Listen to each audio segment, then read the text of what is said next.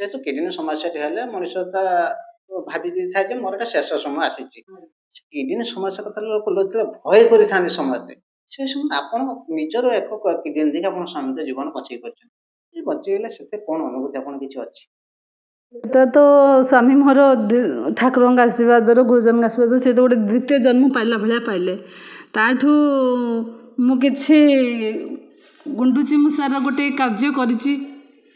ସେତୁ ବନ୍ଧରେ ଯେମିତି ଗୁଣ୍ଡୁଚି ମୂଷା ଗୋଟେ ଛୋଟ କାର୍ଯ୍ୟ କରିଥିଲା, ସେମିତି ମୁଁ ଗୋଟେ ମୋ ସ୍ୱାମୀ ସ୍ତ୍ରୀଙ୍କ ସମ୍ପର୍କରେ ଗୋଟେ ଛୋଟ ଷ୍ଟେପ୍ ନେଇଛି। ସେଥିପାଇଁ ମୋତେ ବହୁତ ଖୁସି ଲାଗୁଛି। ସେଥିପାଇଁ ଡାଇଲିସିସ୍ ସମୟରେ ଯେଉଁ ଡରି ଗୋଟେ ଦିନ ଗୋଟେ ରାତି ମୋ ପାଇଁ ଗୋଟେ ଇଏ ସାଜିଛି। ଆଜି ସେମିତି ଡର ନାହିଁ, ଗୋଟେ ସାଧାରଣ ଜୀବନଯାପନ କରୁଛନ୍ତି। ସେତିକି ମୁଁ ବହୁତ ଖୁସି ଲାଗୁଛି।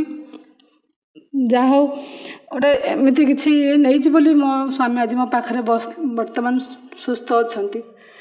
ବହୁତ ଖୁସି ଲାଗୁଛି।